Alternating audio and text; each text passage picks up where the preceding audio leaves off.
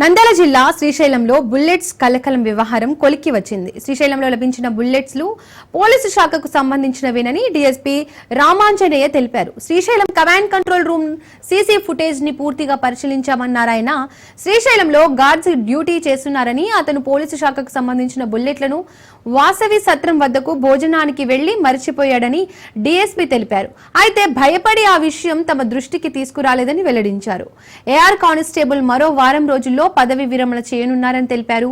CC footage లో అంతా record అయిందన్నారు. ఈ విషయంపై ఉన్నతాధికారులకు నివేదిక సమర్పిస్తామన్నారు డీఎస్పీ. శ్రీశైలానికి వచ్చే భక్తులు భయపడవలసిన అవసరం లేదని సూచించారు.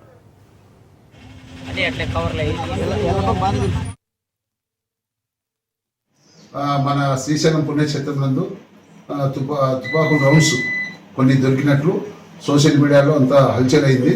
దీనిపైన ఇమీడియట్గా మా సంబంధించిన అధికారులు మాకు ఇమీడియట్గా శ్రీశైలం వెళ్ళి మొత్తం వెరిఫై చేసి రిపోర్ట్ సబ్మిట్ చేయమని చెప్తే నేను రూరల్ సిఐ గారు సురేష్ కుమార్ రెడ్డి గారు, సిఐ చంద్రబాబు గారు, టూటం సిఐ, మా ఆర్ఐ మంజునాథ్ గారు, మరి మా సిబ్బంది అందరం కలిసి మన కమాండ్ కంట్రోల్లో కూర్చొని సీసీ ఫుటేజ్ అంతా వెరిఫై చేసి అన్నీ చేస్తే లాస్ట్కి మా డిపార్ట్మెంట్ నామినేషన్ ఇది.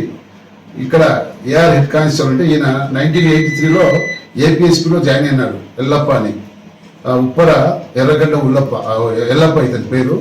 ఇతను 83లో ఏపీఎస్పీలో జాయిన్ అయ్యి మళ్ళీ ఏఆర్లో వచ్చి 2005కి వచ్చినాడు. తర్వాత ఇతను 2 months నుంచి ఇక్కడే గార్డ్ డ్యూటీ చేస్తున్నాడు. మా డిపార్ట్మెంట్ నామినేషన్ అన్ని ఆయన ఒక దీంట్లో పెట్టేది మర్చిపోయినాడు. పెట్టేది మర్చిపోతే తర్వాత బయటపడిన తర్వాత ఆయనకి అర్థమైంది దీని మన నామినేషన్ తెలిసి కూడా భయపడిపోయి సైలెంట్ అయిపోయినాడు. ఎవరికి ఏం చెప్పకుండా పూర్తిగా డిపార్ట్మెంట్ పూర్తిగా చేసి అతనిపైన చర్య తీసుకునేదానికి మా అధికారులకు రిపోర్ట్ సబ్మిట్ చేస్తాము.